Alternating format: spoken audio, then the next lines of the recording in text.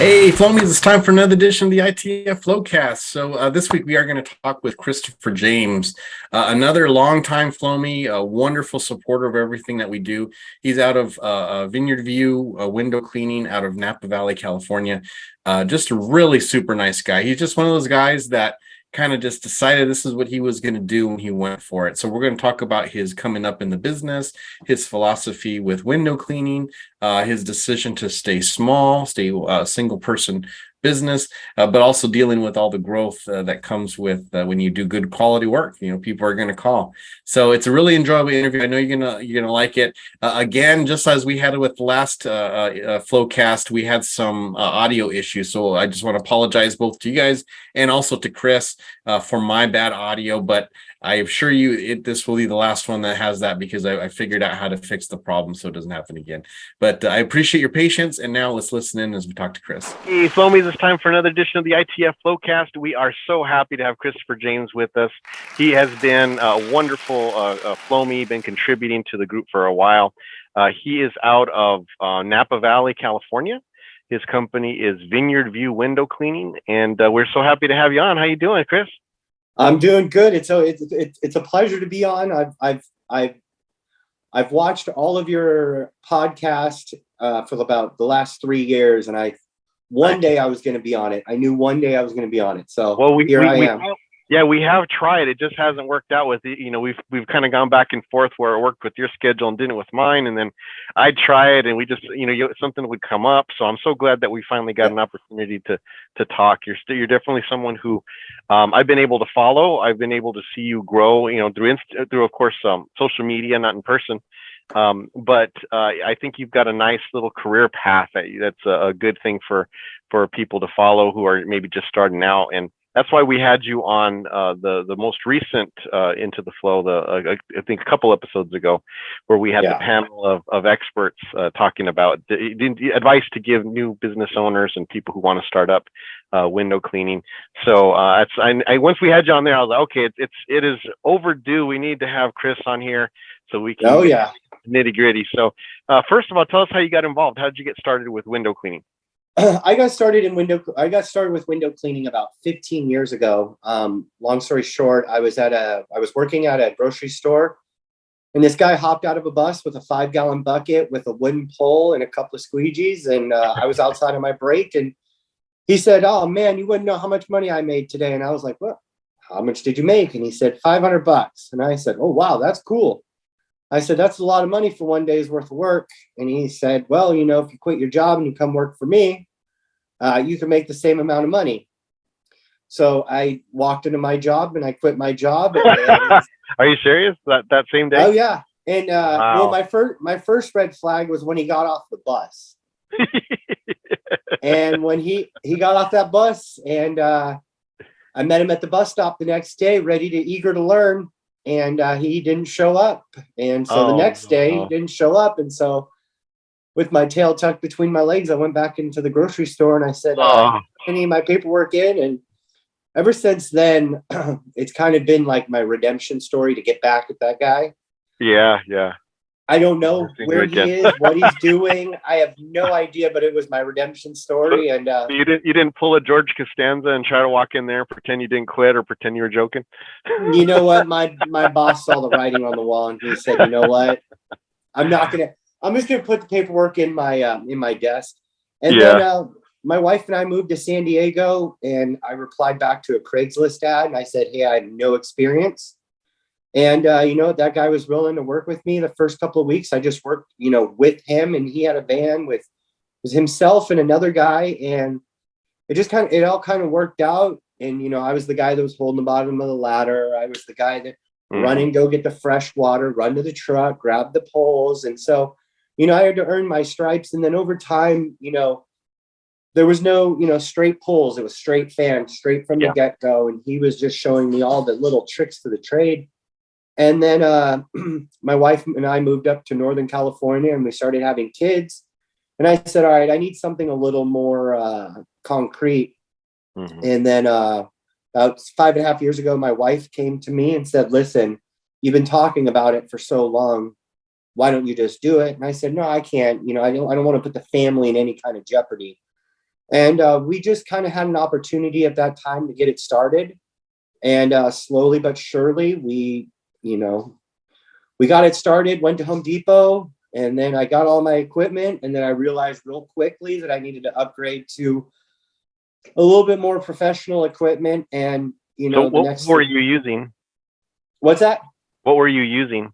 Was it Home Depot stuff? Well, I used the, I think it was the Unger Blue Bucket, and then it was the Unger T-Bar and the scrubber, the blue one. And then, I placed an order with a company, and I spent my first $100 on, window cleaning equipment. I bought all my equipment. And then slowly what I was doing was just, I would make $100. I would spend 50 of it on window cleaning equipment, and then, slowly progressed. And then the next thing I know, the power of the social media platforms, it took one person to write a nice little blurb about me, 2 or 3 sentences long. And the next thing I knew, it was, wow. And I went, oh, okay, so this can actually be something. Right. And so the next thing I know, I'm still working 50 hours at my warehouse job. And now I've got this fresh business. And then I'm kind of sitting there going, I made in 1 week what I made in 2 weeks here. And there was a week where I received a bid. I gave a bid. I won the bid, and it was money I've never seen before. And I basically looked at my wife and I said, what should I do? And she says, it's go time. And so we took the plunge, walked in my job, and I said, hey, this is my 2 weeks, and never looked back, never regretted it. I've never even been in that position where I'm like, it'd be so much easier to just go work for somebody. I just said, you know what? I'm going to make it work. I need to figure out how to make it work. And, I've called plumbers. How do you advertise? I've called, since we're in wine country, I reach out to, plumbers, pool cleaners, cleaning ladies. How did you advertise? How did you, and I picked everybody's brain. And then I would talk to a bunch of people online, and I would just say, hey, what did you do? How are you so busy? Why am I not busy? And after having just a couple conversations with these guys, I was realizing, oh, okay, your social media platforms and your little things that, walking down 5 to the left, 5 to the right, I would do your house, and then I would just go throw business cards on all the neighbors' front porches. And then over time, we just created postcards that said, hey, we made your neighbor's view the best view. We could do the same for you. Give us a call. And next thing I know, it just kept rolling and rolling and rolling. And now I'm sitting here going, all right, I'm booked till the end of October. Okay, this is great. So that was 15 years ago? Well, no, that starting in the window cleaning business, or starting window cleaning, was 15 years ago. And then we just celebrated our 5th year anniversary last week. That's right. And so the last 5 years, it's just been, every opportunity, support, sponsoring the baseball team, being in our parades in town, and, just anything you could think of, my name was on it. So that's awesome. My marketing budget in the very first 2 or 3 years of this business was almost as much as I was making, but now it's paying off. Yeah, because I do no advertising now, and I'm still rocking and rolling, and it's so crazy to me. Yeah, and I think that's probably one of the hardest lessons for a small business owner to learn, because when we see advertising, we see the number, right? You're like, $500 to advertise here, $1,000, you're like, no way, there's no way I can afford that. But if it's the right avenue, and obviously there are some that are just money pits, right?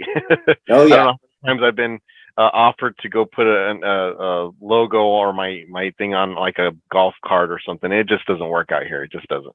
But the right, in a local community paper, or like you said, to sponsoring a t-ball or little league team in the area of where you want to work, just little things like that. Getting on the community. We sponsored a 5K. We did it for a while, and then COVID hit. So we're hoping that they started up again this year, and we'd love to. But that was great. That was great press, because you're showing you're a part of the community. They even let me get up there and say a little few words and just talk about my business. But so that type of stuff is invaluable, because it's showing you don't just view them as oh, hey, you guys are a way for me to make money. You're a part of the community that I want to give back to. And man, there's no better press or advertising than doing that. It's the craziest thing. So if you look at my logo, because I have a vine, it's a grapevine. Mm-hmm. But if you look at it, it's a Y. So the town we live in is called Yountville.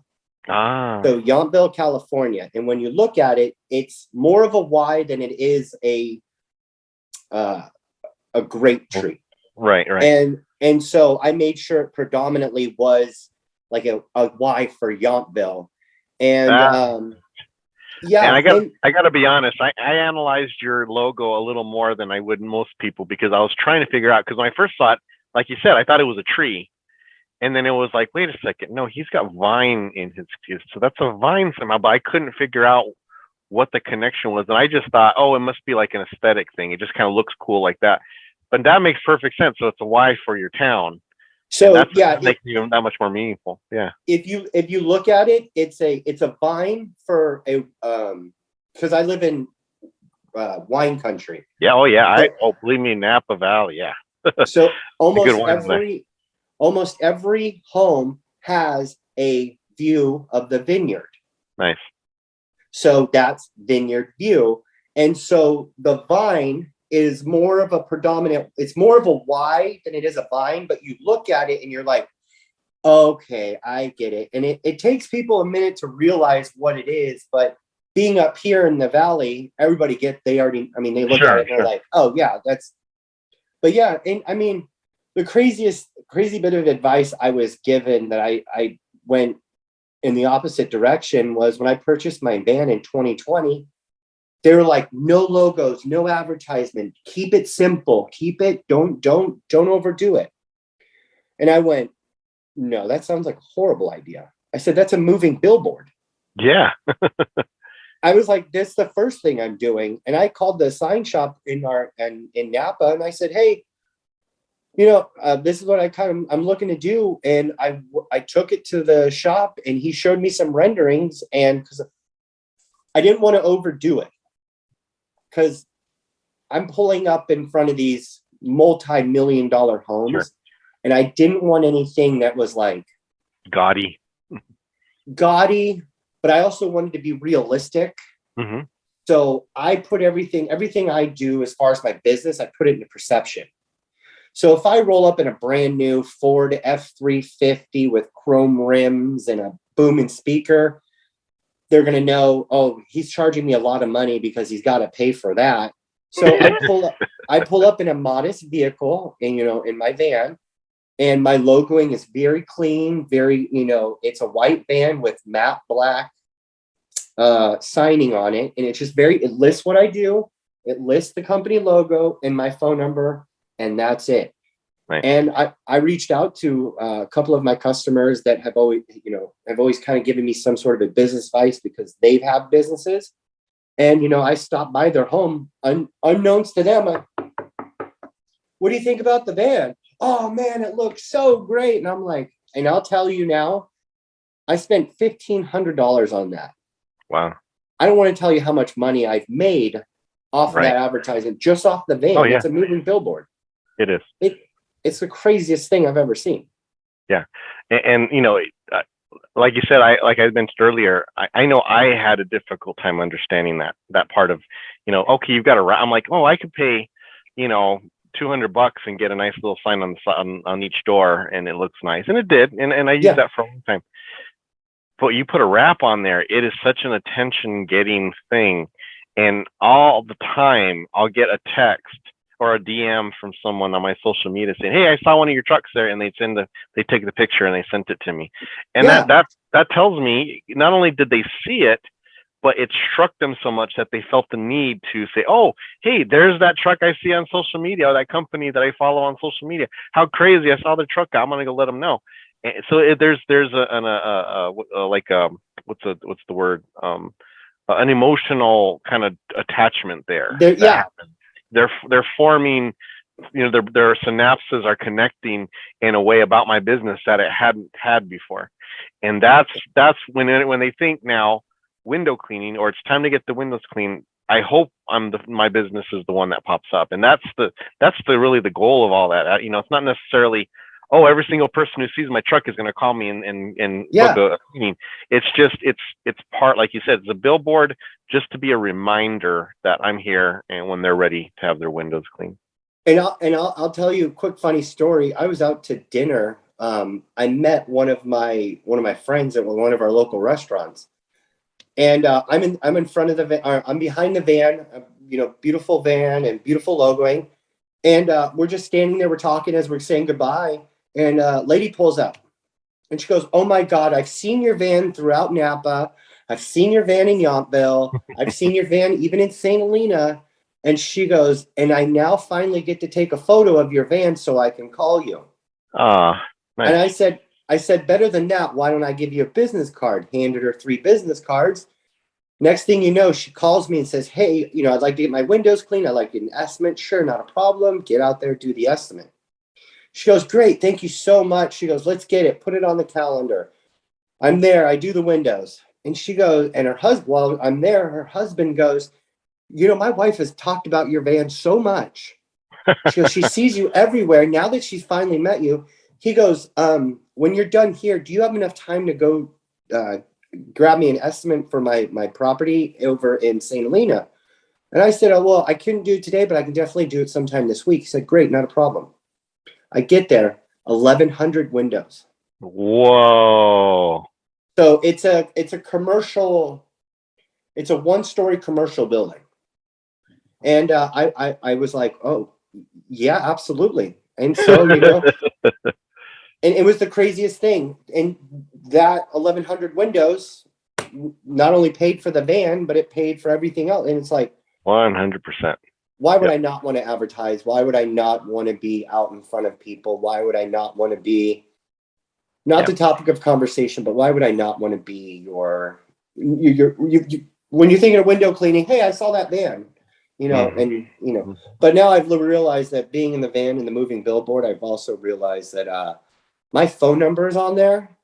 So there's no cutting anybody off. There's no speeding. There's no nothing.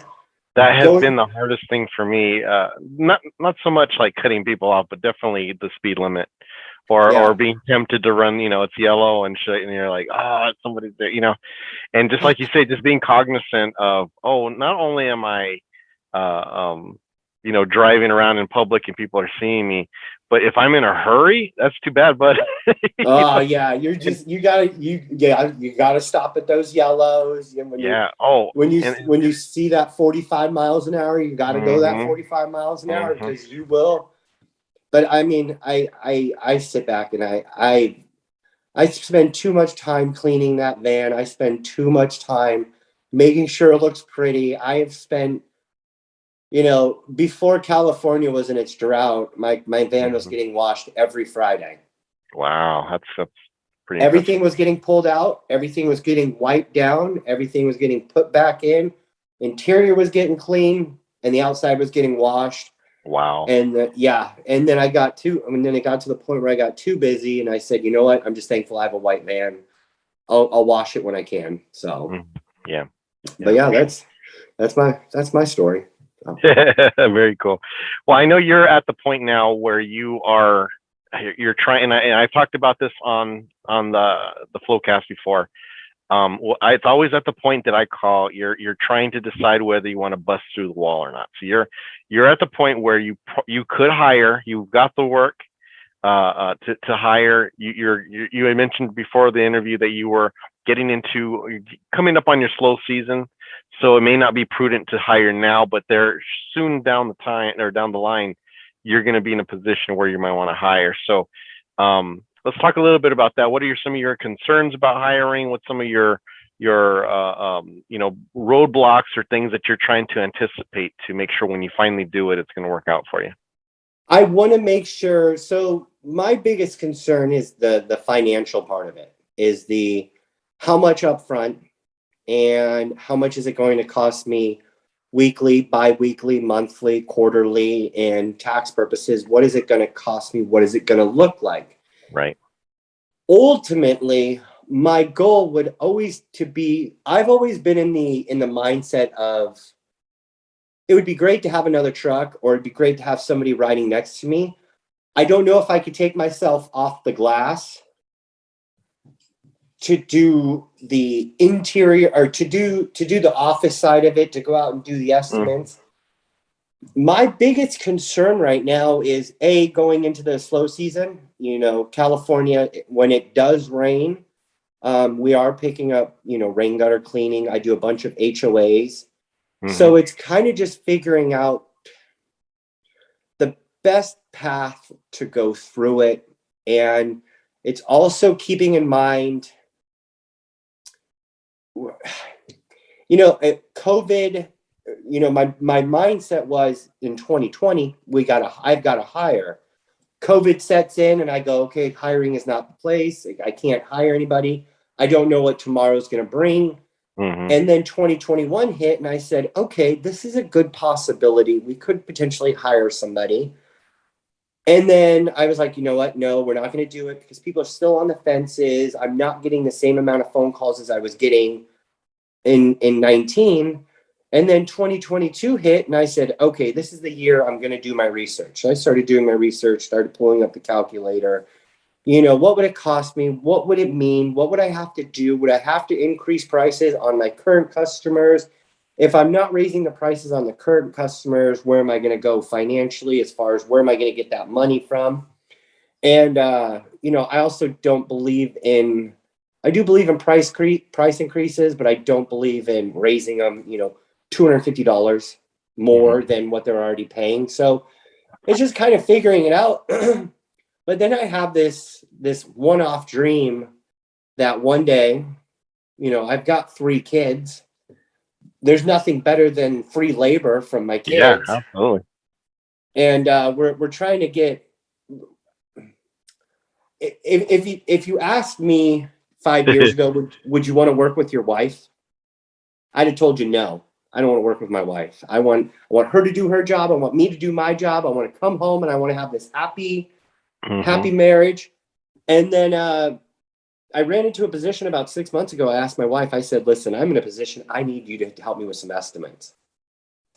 Wife walked out there, did 3 or 4 estimates for me. Landed each and every single one of them. Nice. Before I even said anything to her, I just said, whatever you told them the price was, I'm going to honor it, no matter if it's $1 or $5,000. I pulled up onto the property and I texted her and I said, how much was this one again? And she told me, and I said, well, plan on quitting your job and coming to work with me. And, that has been my thought, having her do the estimates, having her do the billing, having her do all that stuff. Because I'll be honest with you, if she took that aspect of the business from me, yeah, 100%. Yep. I could work all. It's not a problem. And yeah. What gets me is this. I'm in the middle of something. I've got the water fed going, and I'm in the middle of something, and in the headphones it goes ring ring ring, ring ring ring, and I'm going. The business Chris says I've got to answer this phone right now. Right. But I've also got to be respectful to the client and customer's house that I'm at right there. So you know what? When I have a chance, I'll put the water fed down, walk to the truck, grab a sip of water, and I'll give him a call back. And I just figured what would be easier, give everything to my wife, and then I just go out there and be the face of the company. So that's a thought that I've been having. My oldest daughter's 12, so I feel like she can go out to a few jobs with me. Nothing too crazy, nothing too serious. I do bring them. I bring my oldest. I bring my 12-year-old Layla and my 10-year-old Patton. I bring them to my commercials on Sundays. Something where it's like 10, 15 windows, outside only. But I don't know. It's the constant it's the constant fear of not knowing what tomorrow's going to bring. Mm-hmm. And that's where I don't want to jeopardize somebody else's life based on what I can't predict tomorrow. And like I was saying earlier, when I reached out to these plumbers and to everybody, there's a plumbing company here in the Valley that very well respected, very well branded, very, you see their trucks and you're like, there's no way that's a plumber. Mm-hmm. That's not a plumber. Right, That's not a plumber. I'm serious. You're like, is that a plumber? That is a plumber. And I was having a conversation with him about 3 years ago, and he has 28 employees. He's got an office crew. He's got like 8 people in the office and 28 guys out on the field. So he's got about 36 people. And one of his biggest things is he goes, you know what? And I've asked him so many questions. I mean, I'll get a question in my head and I'll try and answer it myself. And he's always said, reach out and call me. And he goes, my one bit of advice to you when it comes to hiring, he said, you're hiring a personality, you're hiring habits, you're hiring family, you're hiring, you're hiring, if I hire somebody, bring them on, and then tomorrow I've got this big art gallery that's going to take 16 man hours and I've only got one day to do it. Yeah. And this person goes out tonight and has a few too many. And they don't wake up on time tomorrow. Well, now that puts me in a position. Mm-hmm. And it's like, do I want to put myself in those positions, or do I want to tell the customer, hey, it's a 2-day project. I'll do the interior one day and I'll do the exterior the other day. Mm-hmm. And, having this conversation with the guy, he said, to be 100% honest with you, he goes, I'd love to be solo in my truck again. Mm-hmm. He goes, I'd love to be a small operation. It's just me. It's just my iPad. It's just my clipboard. And so, and then I talked to other people and they're like, oh, having employees are great. I'm out here doing the estimates, the follow-ups, the check-ins, and I'm meeting with so-and-so. Yeah. And I'm like, I want the best of both worlds, but at the same time, I'm sitting there going, well, but you can find a hybrid. I mean, there is a hybrid situation. Now, just a couple things to talk about what you pointed. I loved working with my wife. Now, we did in the beginning, and that was a little rough, but it was also because she wasn't 100% sure she wanted to do it. So she was administrative assistant by, experience. So she went and did a lot of office jobs. She got one job where you just really had it, just a lot of politics, and she was being mistreated. And I was ready to go in there and talk to some people. And she was just like, oh, I just wish I could quit and come work for you. And I said, well, why couldn't you? And she's like, well, because we had insurance to them, and we had. Yeah. What about the benefits? I was like, so what? You come work for me. We'll figure it out. Yeah, I mean, you'll make more money with me than you will over there, and we can try and get our own insurance, which is what we ended up doing. But that second time, we loved it. We were such a good team because she's a hard worker. She was really good with windows. It was never an issue of her not being able to clean well. And the only thing that made us stop was she started getting some arthritis pains in her hands and her arms. So we decided to move her to the office. But no, I mean, obviously you got to have a good relationship. Yeah, you're gonna have your bad days because you're a couple and you're around each other all the time, and there's gonna happen. But if you have a good relationship, I mean, I really miss all that time that we spent together, doing something together as a team, being there for each other and already knowing what the person was thinking. And you didn't have to do so much verbal communication. We could look at each other and know what we're going to do next. I mean, you can't replace that. We were so efficient when we worked together. So I do miss that. On top of that, what you're saying about the insurance is my wife has a great job. And in my mind, I say, you can't leave that job. That this job is great.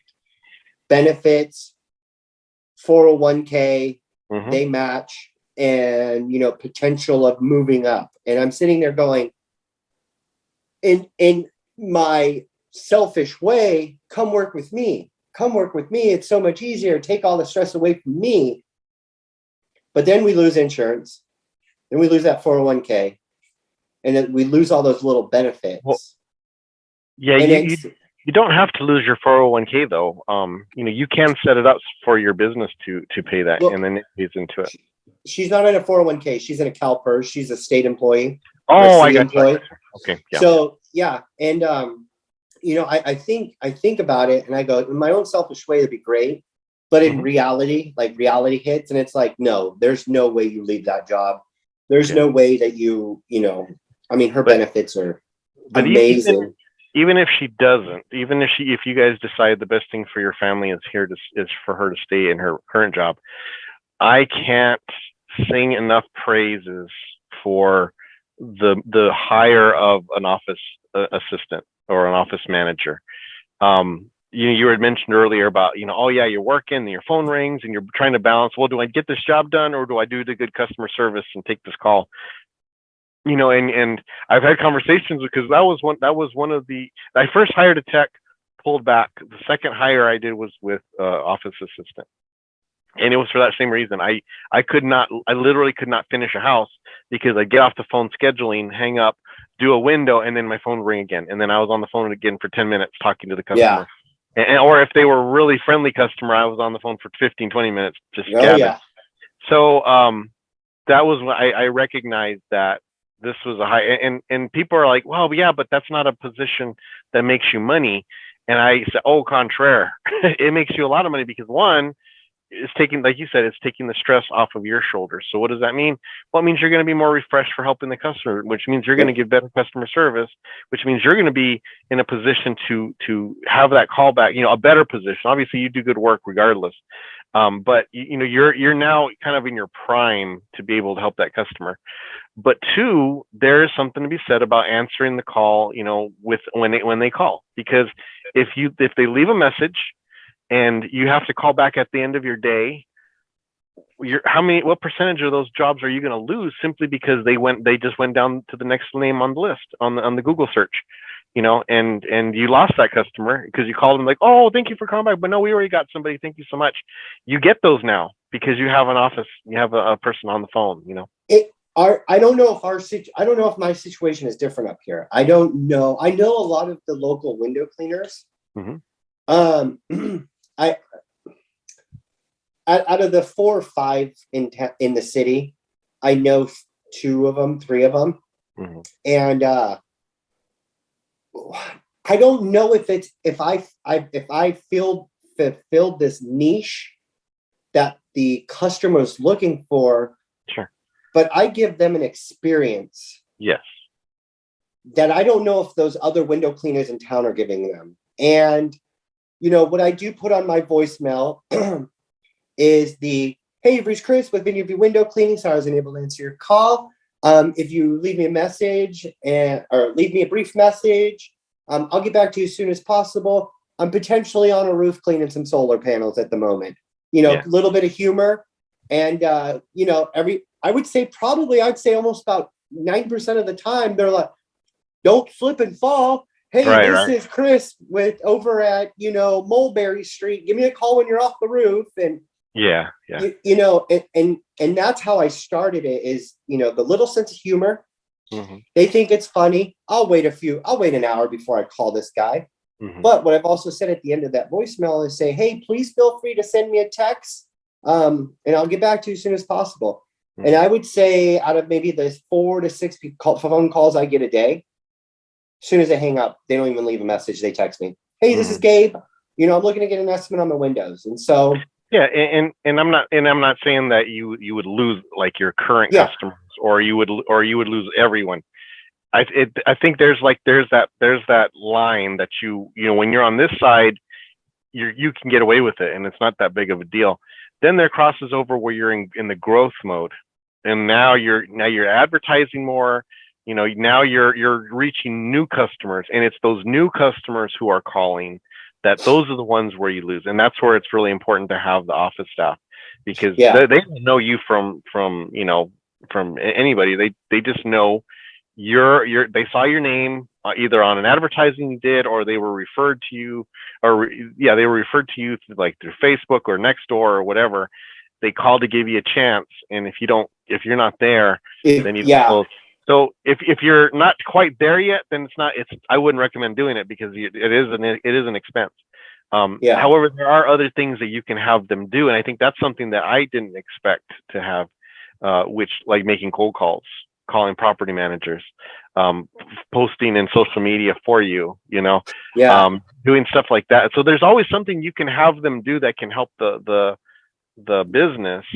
But there is a line where you're at the threshold of it before it's really worth making that investment and hiring someone, And I think the only way I'm going to be able to do it is just, ripping the Band-Aid off and just doing it. And then, going from there, and also giving it a trial run. And, there's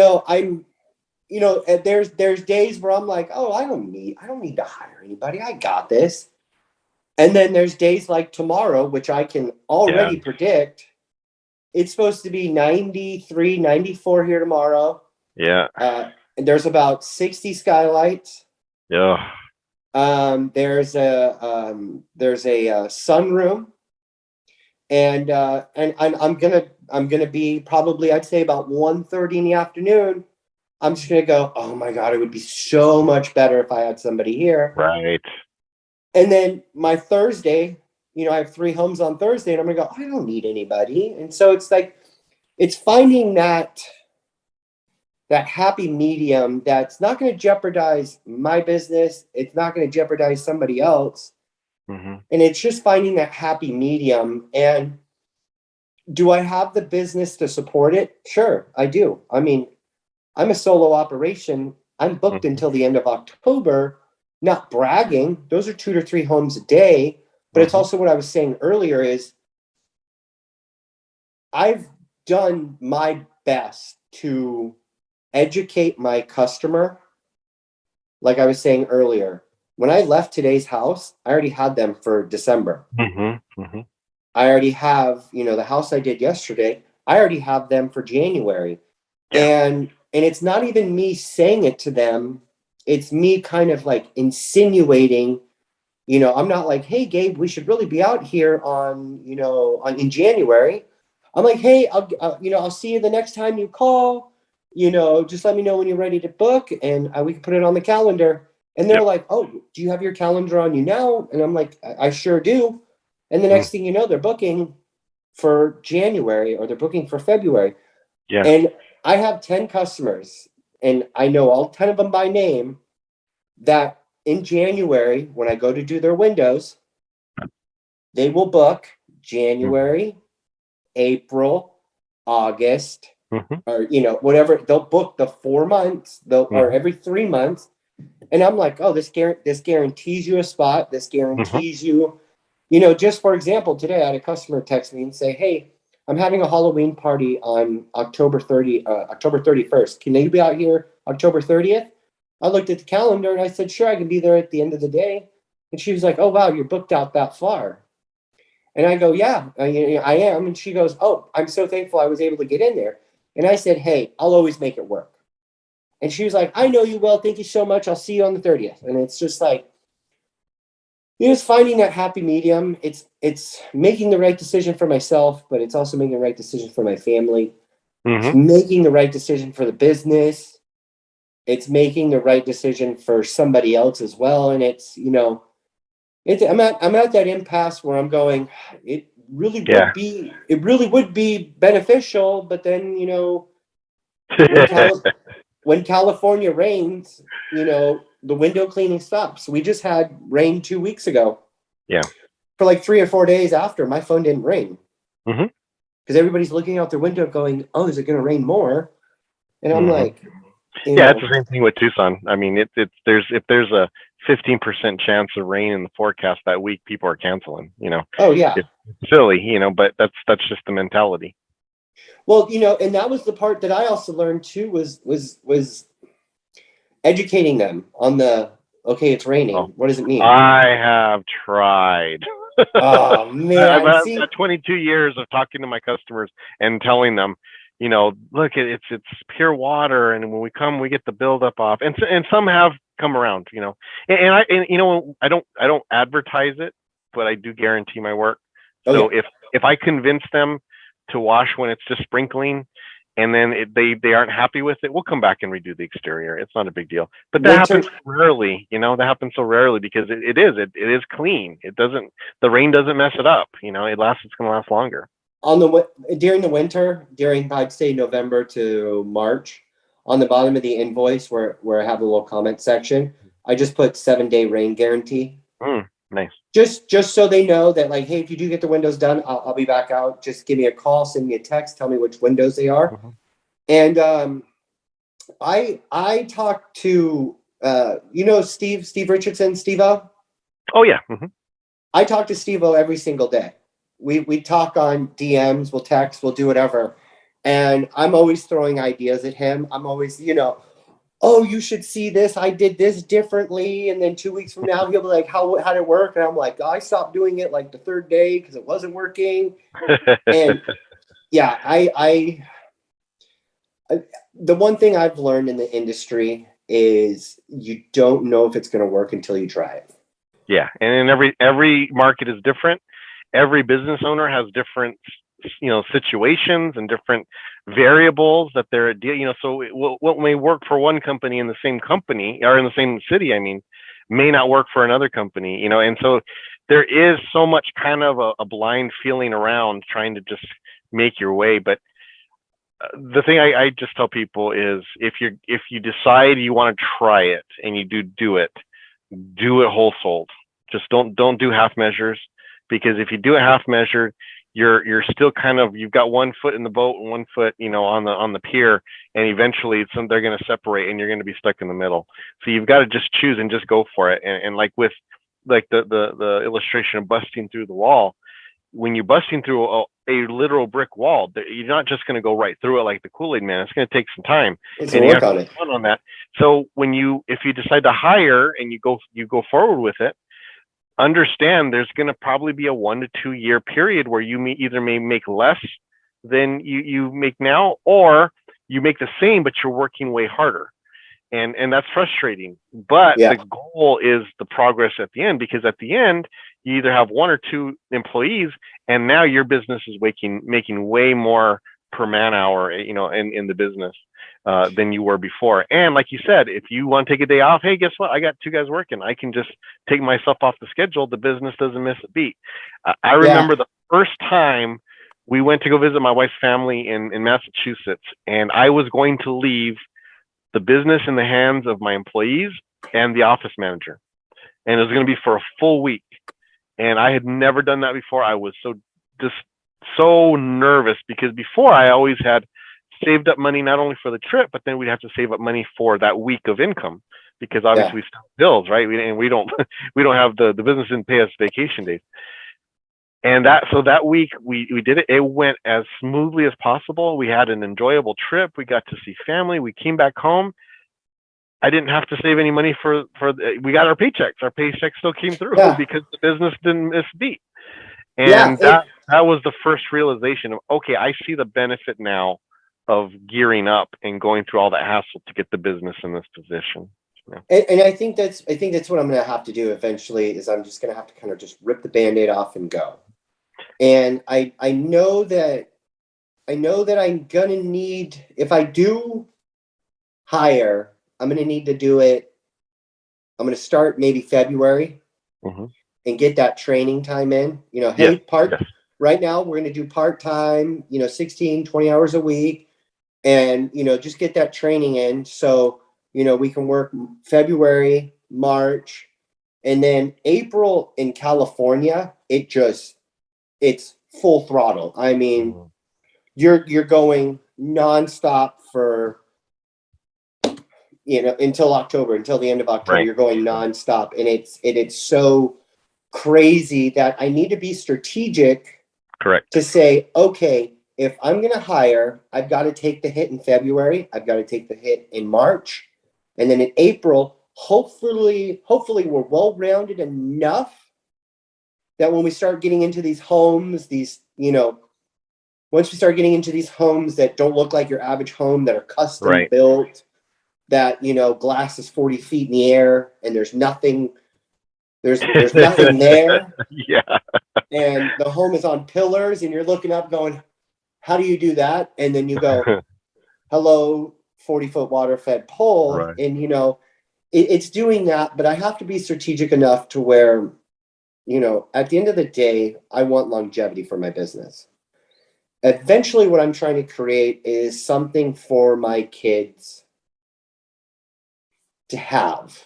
And whether, you know, when I go to the next life, my kids can sit there and go, we can sell the business for X amount of dollars, or we can continue to have these employees work for the business.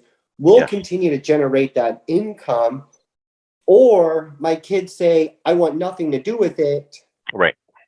And they want to move on and they don't want to worry about it. And I'm not going to force any one of my kids into the business, but I'm just trying to create something for them that will be long lasting. So when I'm on to that next life, that they have that ability to say, oh, you know, Dad's business is worth, you know, $5. We can sell it each and we can all take, you know, $1.50 each, or, you know, just something like that. And, you know, my kids will be working with me on their summers. That's the bottom line. My daughter I told her that too. I was like, you know, you can do whatever you want with your life. You're going to learn how to sling a squeegee. You're going to learn how to clean a window properly. And you're going to have to. I'll tell you now, there's no bigger enjoyment I ever get in my life when I bring out my kids. In fact, it was just Sunday. I was on a commercial property, and I said, hey, you know, my kids are going to stop by. Is it cool? And they're like, yeah, totally, do whatever. That's fine. And my oldest daughter and my youngest son left, and they went home with their grandma. And my middle son, my 10-year-old, was with me. He's like, Dad, I want to clean windows. And I was like, great, here's the water fed pole. This is how we're doing it. This is what we're doing. Next thing you know, I look over there and I'm like, oh, he's actually grasped the concept. Wow. Of how to clean these, because he's done it with me before. And I'm like, and I'm looking at him going, how many Robux is this going to cost me? Right. How many Robux? Certificate. How much you want an hour? You want 10? You want 15? You know, and it's something like that. And, you know, and until I do it, I'll do it. I mean, until then, it's, you know, it's a crazy wild ride. And if there's any one thing I can tell anybody in this industry, any advice, any bit of knowledge I can give you is, if I can do it, anybody can do it. I didn't go to college. I don't have a degree in anything. I learned. My very first estimate was $90. Oh man. I was mine was $50. I was there 4 hours. Oh my goodness. Yeah. I had the shop vac through the tracks. I had everything down. I was like, oh, steel wool everything, and went over everything 5 times. And the person's looking at me going, you'll never be in business. Yeah. And now that I've learned, you know, the tricks of the trade, now I've learned, you know, my routine, and going up to each piece of glass, and my routine is my routine. It's how I do it. It's how I'm going to continue to do it. And I mean, really, if I can do it, anybody can do it. And I'm being as honest as I can be, is if I can do it. I mean, everything was trial and error for me. And I mean, I reached out to so many people in the industry. Yeah. I mean, I can show you text messages from Steve. I could show you text messages from Luke. Like I was asking these guys all kinds of questions. Yeah. I was reaching out to everybody, just going, hey, how are you so busy in winter and I'm dead slow? Right. Well, have you advertised? And I'm like, no, why would I advertise? And they're like, well, how are people going to know you're open? And I'll tell you the one thing, there was one bit of a piece of advice that I was given in the heart of the pandemic. And it was advice that saved me from going out of business. And it will forever be cemented in my brain. I don't know. Do you know Mark Reinhardt from A1A Window Cleaning? I don't know him. I know I'm familiar with his name, but I really haven't followed him or talked to him at any of the conventions or anything. He is he's an exterior window cleaning, roof washing, all that good stuff. And I talk to him frequently via just DMs. And is March or April is April. And I'm dead. I'm slow. I have no work. I couldn't do anything. And he goes, do your customers know you're open? And I went, no. Yeah. And he goes, do you think your customers close down like the flower boutique down the street? And I go, probably. He goes, so why don't you let them know you're open? And I went, well, what do you mean? Yeah. And he was like, he goes, my suggestion is probably not to call them because they're probably going through it. He goes, make a postcard. And I kid you, I went to Staples and I bought the postcards. We made a very clean format. I went to the post office. I dumped 300 stamps on these little postcards. And I said, you know what? I'm going to do 25 a day. And so for almost 2 weeks, I was dumping 25 in, 25 in, 25 in, 25 in. And on the back of it had our little protocols. Hey, if you just want the exterior done, let me know. We're doing contactless payments. We're doing all these applications, the Zells, the Venmos. So now my phone started ringing. Hey, Chris, we're not on vacation because we can't, obviously. So we just want the outside windows done. But while you're here, can you pressure wash the house? Can you clean the rain gutters out? Can you do the solars? Can you pressure wash the driveway?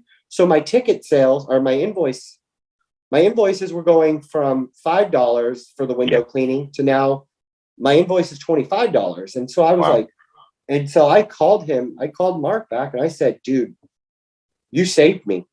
I go, nobody would have known if I was still open. And it is the craziest thing. And, I tell everybody that's getting in the industry, have no fear, reach out.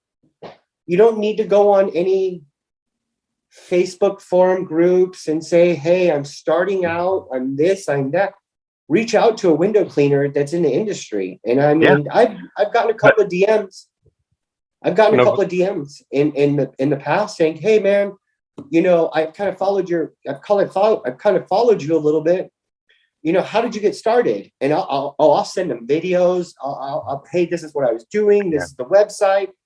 And the next thing you see them 6 months later and they're rocking and rolling on a big, beautiful house. And you're like, great, I'm glad I could help. So, but here's the secret with that, because let me tell you, I mean, especially being someone who, I'm not famous by any means, but people, I'm in a bunch of groups and I'm visible.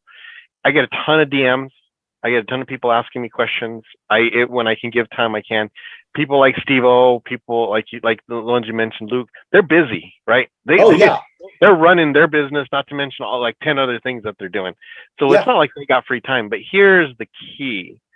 Not only did you ask for advice, but you took it and applied it.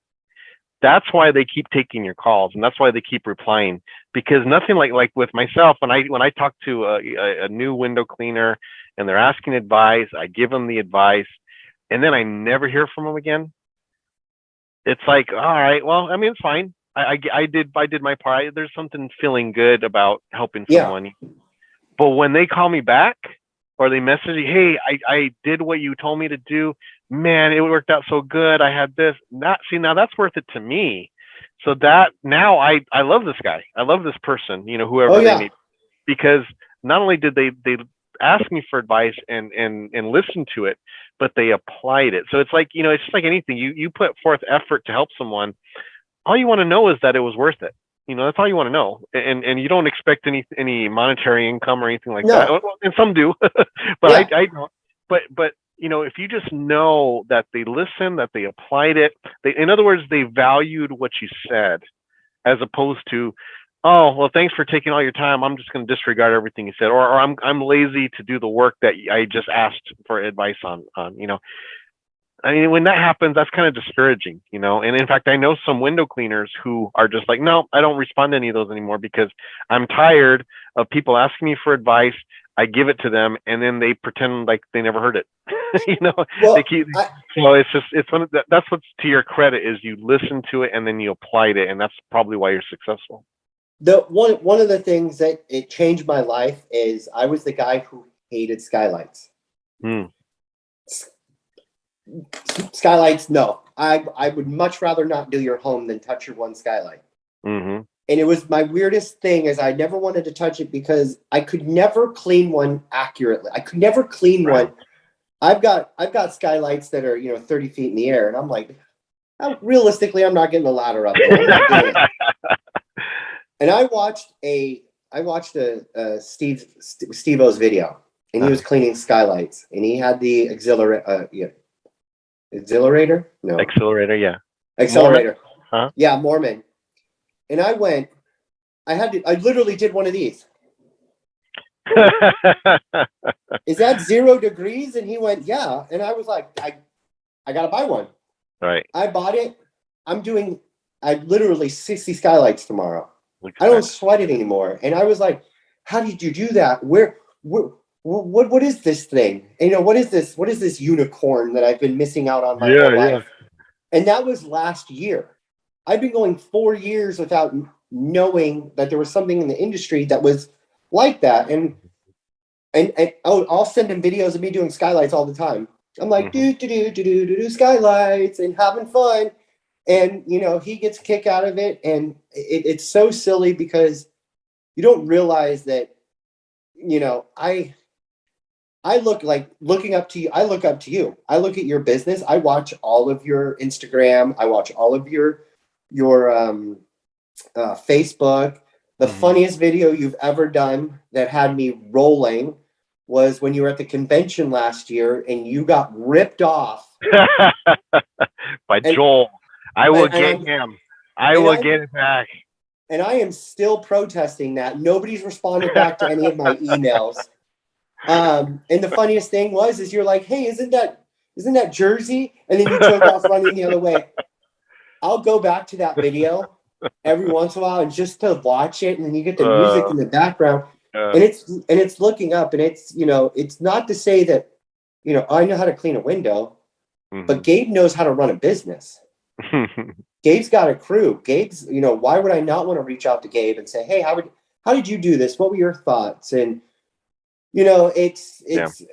I could give so much advice to the people in the industry, but I mean, you can learn how to clean a window. You can, but it's learning how to run a business and running a business for longevity. And it's learning that Gabe's been in business for 22 years. Gabe's got to be doing something right. So why would I not want to reach out to Gabe and say, hey, Gabe, I know you're busy, and you send it in an email. Hey, when you have a chance, could you respond back to these couple of questions I might have? What software do you use, and so on and so forth. And I've realized that being in this industry, everybody, I'm not going to answer that question. No, you got to reach out. I have a window cleaner that's probably 100 miles away from me, and I was in a position where, they were starting out and they were doing solar panels by hand. Oh, wow. And I said, no, you can't do that. You're going to die. You're going to die. Because I'll tell you now, you get 40 on a hot summer day. Yeah. You're not doing it. And I said, hey, where are you at? He told me where he was at. And I said, why don't we meet in the middle? I have this old DI setup. It's an old Tucker pole, aluminum pole with the brush. And I had, 75 feet of hose and a DI tank. And I said, it is yours free of cost. Wow. Take it. And I wasn't using it anymore. I hadn't used it in 3 or 4 years. And, it had electrical tape around the gooseneck to hold it on, and I said, hey, I'm going to tell you now, it took you 4 hours to clean, 16, 17, 18 solar panels. This is going to cut it down to about 15, 30 minutes. And now I watch him on his Instagram videos, and he's upgraded the equipment. Sure. And I said, congratulations, man. That's so awesome. Because he took a picture of it, posted on his Instagram. And I go, dude, that's so awesome that you're able to get a kit, or you're able to get a setup for you And he goes, dude, wouldn't have been able to do it without you. Nice. I love stories like that. I love it. Yeah, and he still reaches out to me and he goes, hey man, all of my estimates keep getting approved. And I go, okay, well, where are you at price per window? And he goes, oh, I don't want to tell you. And I'm like, you really think I'm going to drive 100 miles and steal your business? You really think I'm going to go down there and go, oh, hey, I'm going to go do this? And he told me what his price per window was. And I said, raise it, double it. And I guarantee you'll still pick it up. And about 2 weeks later, he calls me back and he goes, dude, you won't believe it. He goes, I've increased my prices. He goes, I didn't double it, but I've increased them. And he goes, I'll tell you what, everybody's still saying yeah. And I go, bump it up just a little bit more.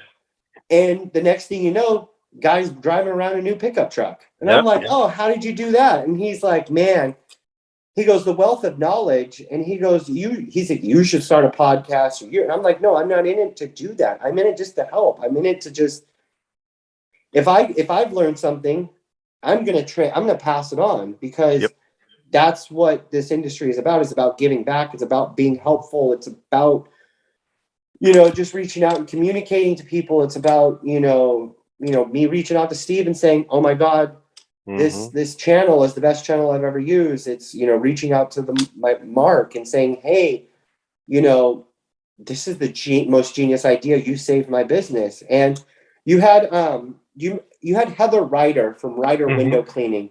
Heather Ryder and me live probably like 15 miles away from each other.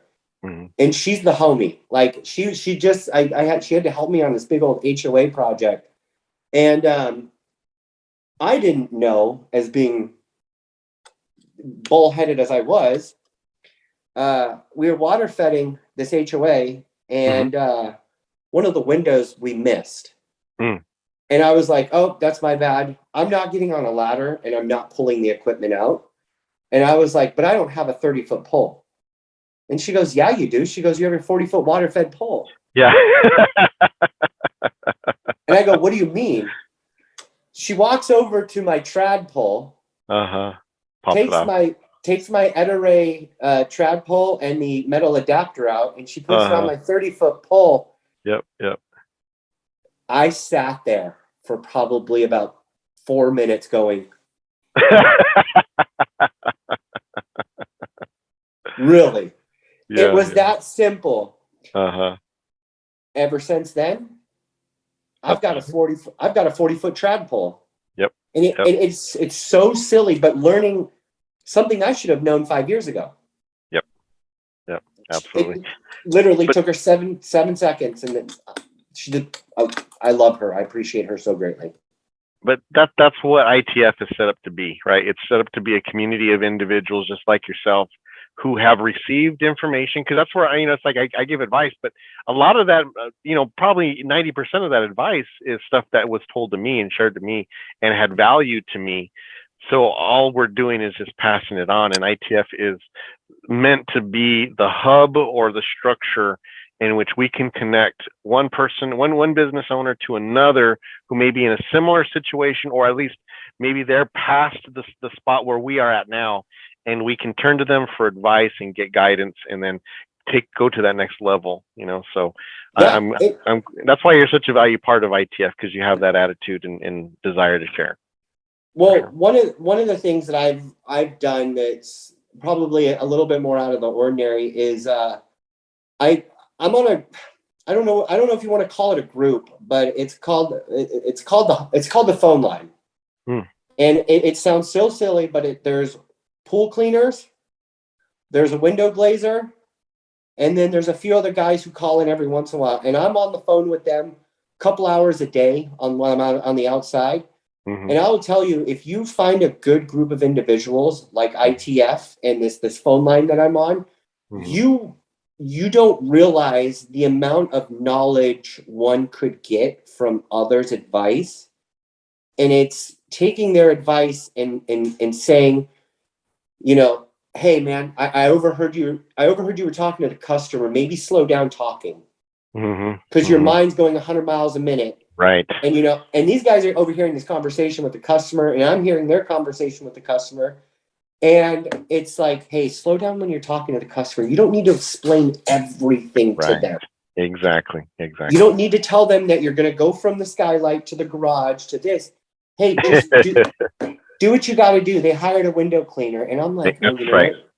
You're I mean, right. I think about when we go and we're talking to the mechanic, if we're not mechanically inclined, we just want to know, is it going to be fixed? You don't have to tell me every single part that you're pulling out. You don't have to explain to me the exact detail of what you're doing. You just want to know it's going to get fixed at the end and how much it's going to cost you. And that's all we got to do as well. And I'll tell you now, just by simple conversation of just asking questions, you don't realize the wealth of knowledge you will get from somebody. You can ask somebody, hey, I watched you fan this window. You made it look so easy. How did you do it? Yeah. And I'll stand there. I'll FaceTime you. you. Oh, I've done that too. And I will show you, I will show you the specifics. And they're like, hey, I didn't see you detail the corner of those windows. And I'm like, okay, take a picture of your squeegee, show me what it looks like. And, and that was the biggest thing. It was, it is being able to explain things to people and realize that I was that person 5 years ago. I was the same person going, what they make it look so easy. So instead of me just trying to do it by myself, I'm going to ask, I'm going to say, hey, Gabe, how'd you do that one window? Right. You made it real. You seem effortlessly or whatever. And you would call me and we would sit there and we'd explain it. And then you'd be like, hey, you do it to this window. And I'd be like, oh, okay. And, the next thing I know, I'm now incorporating that into my routine. So I live by that religiously. Right. And it's like, oh, okay, that's so much easier than what I was doing here. That when somebody calls me, texts me, DMs me, and they say, hey, I watched you fan this window and the detail you didn't have to detail much. And I'm like, okay, well, show me what your squeegee rubber looks like. Show me what your squeegee looks like. When was the last time you replaced your squeegee rubber? They show me their squeegee rubber and it's rounded. And I'm like, dude, it's supposed to be there you go. A square. And it's like, try that. And, it's so, one of the biggest ones was, you mop the window and you squeegee the window, but you use the mop and you collect the water that's dropped from the window. Yeah. And they're like, what? I didn't know you could do that. Well, and I'm like, hey, Chris, I could talk to you all day, man, but we are over. Oh, yeah. Thank you so much. I appreciate you taking the time. And like Absolutely. I said, you are one valued member of ITF. We really appreciate it. I know you've helped a bunch of people and we really appreciate all your contributions, especially during the fundraisers and stuff like that. So thank you so much, man. And anything coming up that you want to share with the Flowmies? Nothing other than everybody be safe, stay hydrated, and remember, if I can do it, you can do it. Awesome. That's all I got. Thank you, Chris. Thank you, Flowmies, for listening. Hope you guys have a great week. And as always, flow on.